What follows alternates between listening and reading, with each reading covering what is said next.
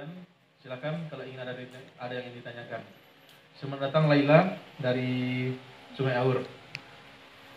Nanti ada buku nanti yang akan dibawa ke rumah baca nanti. Silakan. Ya. Silakan. Pakai mic.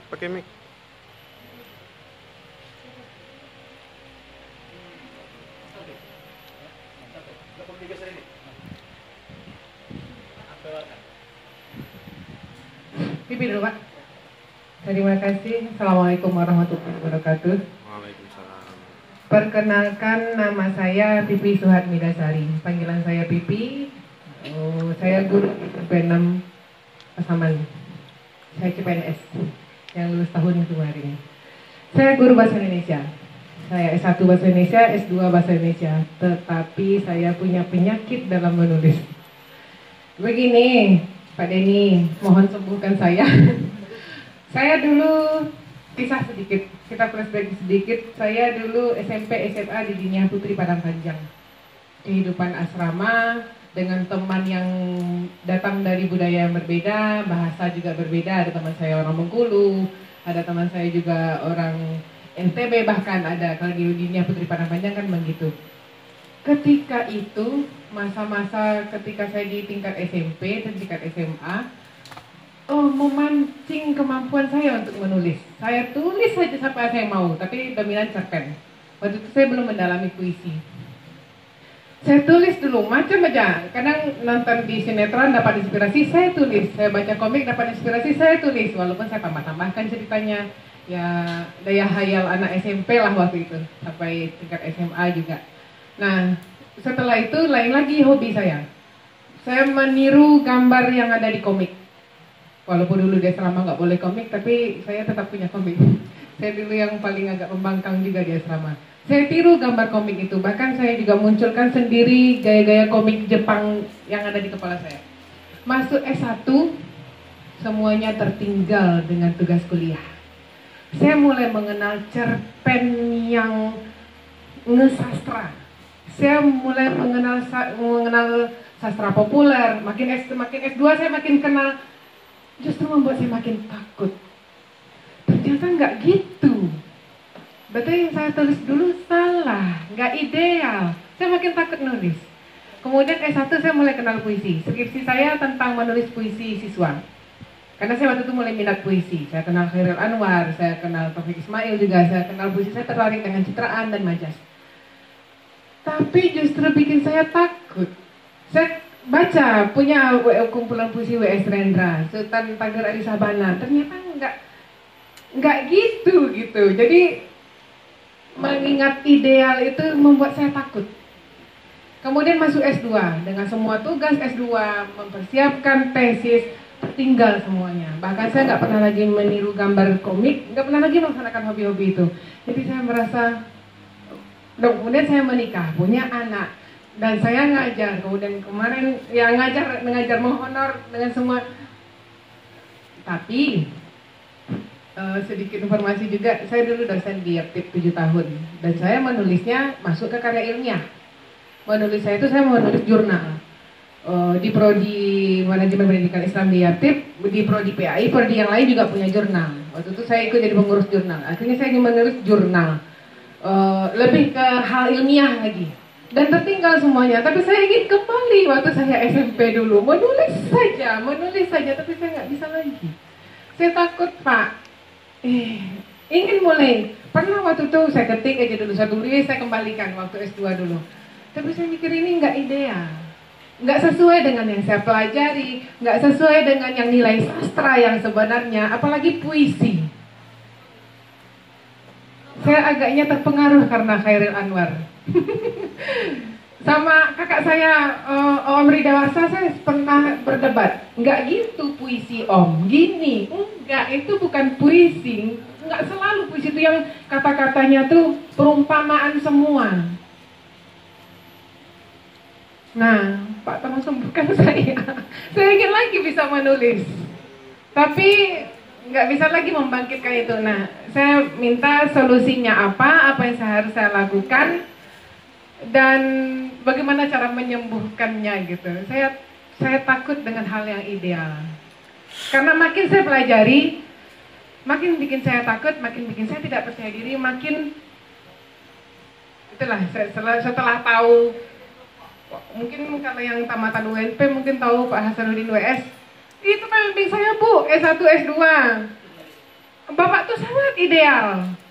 Bahkan skrip tesis saya dicampain. Nggak sesuai dengan apa yang dia, karena saya sudah terkotak seperti itu, jadi bikin saya takut. Kadang lihat baca tulisan Boy Chandra, pernah saya pergi bedah buku waktu di Kalasipan, waktu itu saya guru di SMK, saya nemani siswa saya, wah, seharusnya saya juga bisa bikin kayak gini. Tapi Boy Chandra dia berani tampil, kok saya nggak bisa.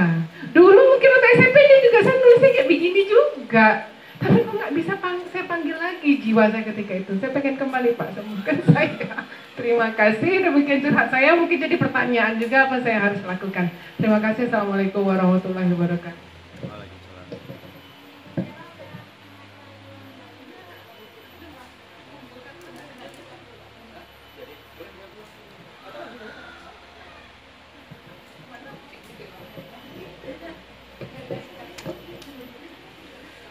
Baik, terima kasih.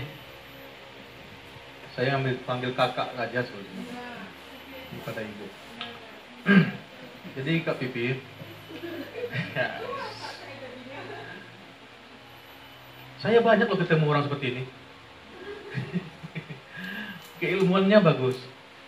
Harusnya kita berguru gitu, banyak gitu, banyak tahunya banyak. Kita iri gitu. Saya iri sebetulnya. Saya yang tidak punya ilmu apa-apa, tidak belajar di akademis apapun, rasanya kok kurang ajar gitu, bisa nulis apapun gitu. nggak ada pakai aturan segala macam gitu, nggak punya batasan, bebas. Tapi kenapa kita kok, teman-teman saya yang sudah punya ilmunya, sudah belajar ke orang-orang yang Profesor Hasan itu itu nggak orang UNP aja yang segan, saya pun segan.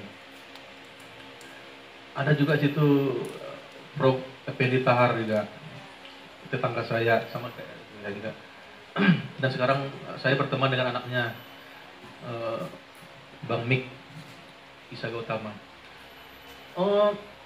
Saya ketemu dengan banyak teman-teman yang sudah punya ilmu sastra, ilmu linguistiknya, dan macam-macam ilmu lah, yang justru membuat mereka itu semakin jauh untuk bisa membagikan ilmunya itu kepada secara mudah gitu, secara mudah kepada khalayak ramai. Memang mereka menulis seperti yang dibilang Kak Bibi tadi, memang nulis kok jurnal karya ilmiah, tapi itu hanya dijangkau oleh segelintir dan kegunaannya, manfaatnya hanya untuk kalangan tertentu saja. Nggak tahu saya apakah itu kemudian bisa merubah peradaban gitu, nggak tahu saya. Tapi Boy Chandra kemudian bisa merubah peradaban gitu. Mana lebih hebat sekarang? Ayo. Nah, ini bisa menarik nih pertanyaannya nih. Mana, apakah tepat pertanyaannya itu ya? Mana yang lebih hebat? Itu aja lah dulu pertanyaannya. Mohon maaf saya kalau apa. Mana yang lebih hebat nih? Orang yang lebih mengetahui lebih mengetahui tapi tidak melakukan apapun dibandingkan orang yang tidak mengetahui.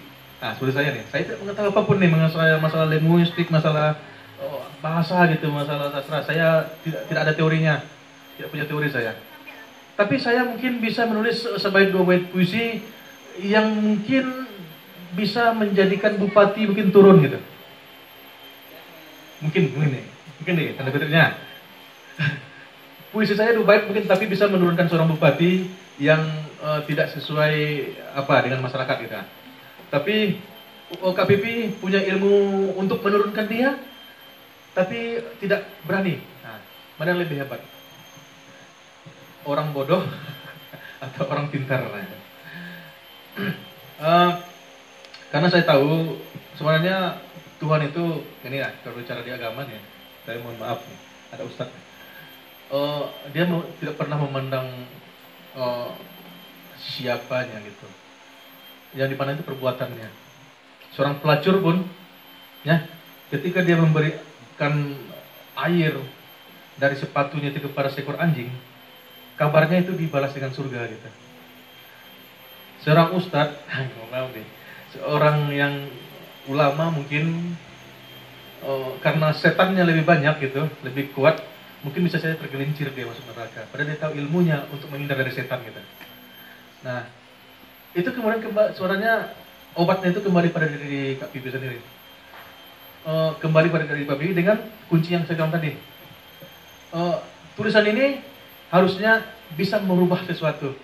Sudah adakah sekarang yang terbersih dalam diri Kak Pipi, dalam pikiran, sesuatu hal yang ingin dituliskan yang bisa merubah sesuatu itu, yang bisa merubah keadaan itu, bisa memperbaiki seseorang gitu. Seseorang misalnya, kalau misalnya di bidang perceraian misalnya, atau sekarang nih yang saya lihat sekarang nih, banyaknya kasus-kasus pelecehan seksual gitu, pemerkosaan bayi yang dibuang berapa hari yang kemarin itu menutupi kepala saya sekarang itu. Di daerah Pariaman itu dan lain-lain itu, bayi yang dibuang di Padang, 2 orang anak diperkosa oleh keluarga dekat sendiri.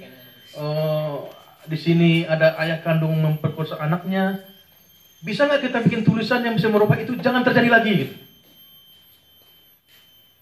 Kepala saya kan penuh sekarang ini, sedih saya sekarang, nggak tahu saya. Saya punya anak 5 tahun, itu nggak tahu saya. Anak yang diperkosa itu teman saya, anak saya gitu. Bisa kita menulis hal seperti yang bisa merubah agar hal itu tidak terjadi lagi gitu. Ada nggak ilmunya untuk itu? Saya yang tidak punya ilmunya akan saya tulis itu. Kak Pipi yang punya ilmunya nggak mau nulis nggak apa-apa. Tanggung jawabnya tidak. Yang punya ilmu itu wajib untuk merubah keadaan dunia. Karena itu pedangnya itu senjatanya. Kalian punya ilmu, itu senjata kalian untuk merubah dunia. Kami cuma punya keberanian. Yang tidak punya ilmu ini nih, punya keberanian untuk menuliskan. Konsekuensinya kita nggak tahu. Mungkin akan dibully oleh teman-teman ilmu yang saya ini bekas bulian teman-teman Unan ini Kak Pipi. Kawan-kawan di Fakultas Budaya itu, sekarang saya sudah berteman dengan mereka. Ketika saya awal menulis 2012, saya saya ini bekas bulian mereka, teman-teman Unan itu. Para sastrawan kita yang di Unan itu, yang di Menara Gading itu, yang merasa hebat itu di sana itu lawan saya dulu, saya dibully gitu. Sekarang saya sudah berteman dengan mereka. Sekarang mungkin sekian puluh tahun barulah mereka merasa saya setara dengan mereka gitu. Sekarang mereka sudah S2, udah ada yang doktor, dan saya masih belum apa-apa, belum ada apa-apa. Saya tidak bisa menjawab apa obatnya. Itulah saya ingin menyampaikan itu. Mungkin Kak Pipi bisa memikirkan hal itu. Saya sebagai penulis ya, saya ketika melihat hal sekitar seperti yang saya sebutkan ini, saya sudah penuh ini kepala saya ini, ingin saya melakukan sesuatu. Karena saya tidak punya senjata untuk menembakkan pistol ke kepala orang yang pelakunya itu, saya punya tulisan. Saya punya tulisan. Minimal tidak ada lagi orang yang melakukan seperti itu dengan tulisan saya ini. Cuma itu mungkin. Sepele sebetulnya, sederhana aja. Sederhana. Jadi ini, yang saya temukan itu dengan teman-teman yang ragu, masih makin tahu dia makin susah gitu. Ternyata berpikir sederhana seperti anak-anak itu yang ditinggalkan gitu. Padahal rumus pertama untuk menulis itu ya ini. Rumus pertama untuk menulis yang saya tahu ya, yang dipelajari. Berpikirlah seperti anak-anak agar pikiran kalian terbuka, bisa imajinasi tinggi dan tidak terbatas apapun. Itu yang pelajaran pertama saya tentang menulis. Kalau Anda masih berpikir sebagai orang dewasa, susah. Karena orang dewasa itu dibatasi dengan banyak hal. Dengan pikiran-pikirannya, dengan beban dirinya, dengan dosa-dosanya. Banyak hal yang harus dibatasi, yang harus dipikirkan. Ini nggak boleh, itu nggak boleh, itu nggak boleh. Tapi kalau anak-anak, apa yang nggak boleh? Penulis itu harus seperti anak-anak. Makanya Harry Potter siapa? J.K. Rowling itu menulis sebebas itu. Dia seorang guru loh. Seperti bapak dan ibu semua. J.K. Rowling itu guru SMP. Tapi dia bebas berimajinasi. Bebas bermainkan, dan ditambah dengan dia tumbuh di sebuah negara yang memang mendukung kebebasan berpikir gitu. Dan saya rasa negara kita juga bebas kok. Boleh kita berpikir apapun. Sepanjang tidak melanggar. Sepanjang tidak melanggar. Apanya gitu, bebas. Jadi saya pikir itu kembalilah seperti anak-anak dulu. Kadang-kadang perlu kita refreshing, anggaplah itu refreshing kembali kepada itu saja mungkin yang bisa saya sampaikan kepada Kak Vivi. Bukan filsafat dulu, cara berpikir ketika kita menuliskan gitu. Cara berpikirnya biar bisa biar karena kalau kita terperangkap dalam tubuh dewasa ini, imajinasi itu akan kurang. Ya, kalau memang kita ke fiksi ya, fiksi itu harus pakai imajinasi. Susah kita sekarang membayang-bayangkan karena ketika dewasa kita membayangkan sesuatu agak jorok sedikit itu sudah dosa. Karena membayangkan pun berdosa. Gitu kan misalnya nih. Nah, gitu. Tapi kalau kita misalnya kembali seperti anak-anak, kita boleh membayangkan. Saya sering juga kok sebetulnya. Selagi anak-anak masih kecil di rumah, saya sering membayangkan bahwa saya rumah itu adalah lautan gitu dan saya hiu yang besar gitu. Saya nggak apa-apa. Apa salahnya? Nggak apa-apa kok. Toh Nabi sendiri pun sering dia bermain seperti anak-anak kecil. Tidak berdosa. Tidak apa-apa. Dan saya kira sekarang kalau kakak tanyakan kepada Prof. Hasanuddin, jawabannya mungkin seperti itu juga. Karena toh dia pun kan ada nulis apa juga. Biasa. Imajinatif. Saya rasa itu. Kemudian kakak harus tentukan juga, oh, tulisan itu apa? Mau diambil genrenya misalnya. Kayak Boy misalnya kan dia remaja gitu. Cerita remaja gitu. Kita harus jelas pasarnya gitu. Pasarnya. Jangan sampai kita nggak tahu. Ini kita ketika ada pertanyaan Vera misalnya, ini buku ini cocok untuk remaja atau anak sih? Terus terang saya nggak tahu gitu. Tapi sebetulnya kita harus tahu bahwasanya tulisan kita itu dibaca oleh siapa gitu. Kita harus tahu pasarnya. Barangkali itu mungkin dari saya. Silakan. Yang lain.